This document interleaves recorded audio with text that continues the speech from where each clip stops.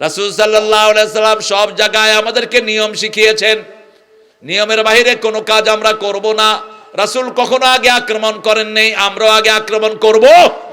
আবার আক্রমণ করার পরে যখন তারা আত্মসমর্পণ করেছে তাদেরকে মাফ করে দিয়েছেন রাহমাতাল লিল আলামিন। আবার কেউ নিরাপত্তা চেয়েছে, তাকে নিরাপত্তা দিয়েছেন কে? মুহাম্মদ সাল্লাল্লাহু আলাইহি ওয়াসাল্লাম নিরাপত্তা দিয়েছেন। অহসির মতো ডাকাত হামজা রাদিয়াল্লাহু আনহু কলিজায় ফোড়ো ফোড়ো করে দিয়েছে। ইবনে মাসউদ রাদিয়াল্লাহু আনহু বলছেন, উহুদের ময়দানে যখন হামজার জানাজা রাসূল সাল্লাল্লাহু আলাইহি ওয়াসাল্লাম পড়ছিলেন, আমি শেষ কাতারের কোনায় দাঁড়ানো ছিলাম। রাসূলের কান্নার আওয়াজ এই সামনে থেকে ওই শেষ কাতার পর্যন্ত আমি শুনতে পেয়েছি। রাসূল ফুফিয়ে ফুফিয়ে কেঁদেছেন হামজা রাদিয়াল্লাহু আনহুর জন্য। এই অহসিকে রাসূল যখন ফতে মক্কা হলো বললেন, যেখানে পাও তাকে হত্যা করো। রাতের অন্ধকারে কালেমা পড়ে অহসি এসে রাসূলের পায়ে পড়েছেন। রাসূল বললেন, কে তুমি? বলছি, ইয়া রাসূলুল্লাহ, আমি অহসি। বলছে, আমার চাচা হামজাকে যে দুনিয়া থেকে বিদায় করেছে, কলিজা বের করে চিবিয়ে খেয়েছে, তুমি কি সেই অহসি নাকি? রাসূল কেঁদে ফেলেন আর বললেন, তুমি কালেমা পড়েছো, আমার প্রতিশোধ নেওয়ার কোনো অধিকার, তবে তোমাকে বলছি আমার সামনে কখনো এসো না। তোমাকে দেখলেই আবার চাচার কথা বলে উঠবে, আবার সামনে এসো না তুমি। রহমত দিয়ে মুমিনের দিল ভরা থাকবে। আমরা কোনোদিন রক্ত দিয়ে দুনিয়া বিজয় করি নাই, ঠিক তবে ঠিক। ওই যে আমার ইমাম, ও বললো যে ভাই আমার চাকরিটা চলে যাবে, আপনি আমার সাথেই কাজ করেন না। কে শুনে কার কথা? চোরে না শুনে, চোরে কি শুনে? মায়ের। এরপরে ইমাম সাহেব এমনি বসি প্যাডের মধ্যে ওখানে দিছে ঘুষি, ঘুষি চোরে গিয়ে ব্যাঙের লাইন যায় দূরে পড়ছে। যখন ইগা এমনি হেই করে উঠছে, কয় এ ইগা ইমাম নয়, ইগা ডাকাত, দৌড়মার দৌড়মার। কি এর ফ্যান কল যাবার করিয়া লেব, দৌড়মার। আফগানিস্তানের মুসলমানদেরকে কাফেররা ঘাটায় না, কারণ তাদের ট্রেনিং আছে, ঠিক তবে ঠিক। চেচনিয়ার মুসলমানদের ট্রেনিং আছে না নাই? কড়া ট্রেনিং। আমরাও যদি ট্রেনিংদারি হয়ে যায় আমাদের দিকে কেউ চোখ তুলবে, কারণ মুসলমানদের এমনি শক্তি আছে না নাই?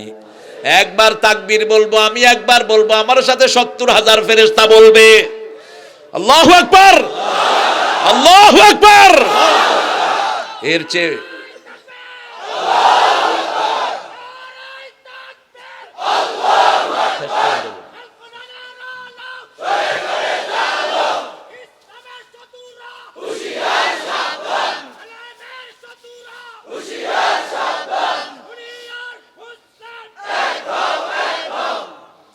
আমরা আমাদের জীবনকে সুন্দর করি।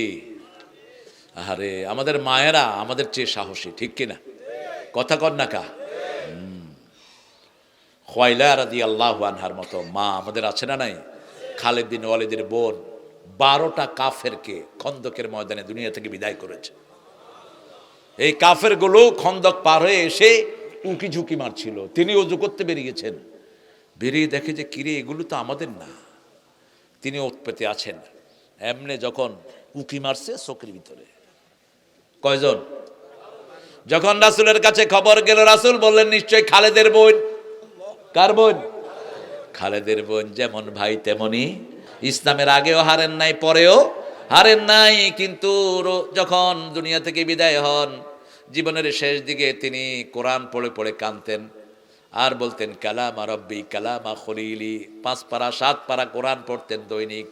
এই খালিদ বিন ওয়ালিদ বিছনায় শুয়ে শুয়ে মারা গেলেন, আর আল্লাহর কাছে বলেন, আল্লাহ আমার শরীরে এমন কোনো জায়গা নাই যেখানে তলোয়ার আঁচড় নাই, কিন্তু জিহাদের ময়দানে আপনি আমার শাহাদাত কবুল করেন নাই। আল্লাহ যেখানে চায় সেখানেই শাহাদাত কবুল হয়, ঠিক না বে ঠিক? তবে নিয়ত করবো আমরা শহীদ হতে চাই। শহীদ হতে চান তো? মুনাফিকরা শহীদ হতে চায় না, মুমিনরা শহীদ হতে চায়। যারা শাহাদাত চায় না তারা মুনাফিক। তারা কি? আমরা শহীদ হতে চাই। রাজি আছেন না নাই? হাত তুলে দেখাও মুসলমান।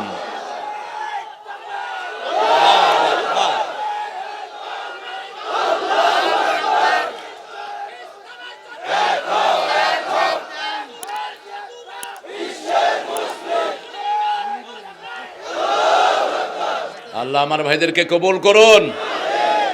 সাইয়েদনা ওমর ফারুকের দোয়াটাই মুখস্থ করেন, আল্লাহুম্মা অরজুকনি শাহাদাতান ফি সাবিলিক ওয়াজআল মৌতি ফি বিলাদে রাসূলিক। হে আল্লাহ, আপনার রাস্তায় আমাকে শহীদ করেন, আপনার রাসূলের ভূমিতে আমার মাটির ব্যবস্থা করেন।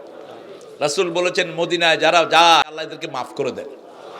আল্লাহ আগফিরু মাউতাল গারকাদ, গারকাদে যাদের কবর এদেরকে আপনি মাফ করে দেন।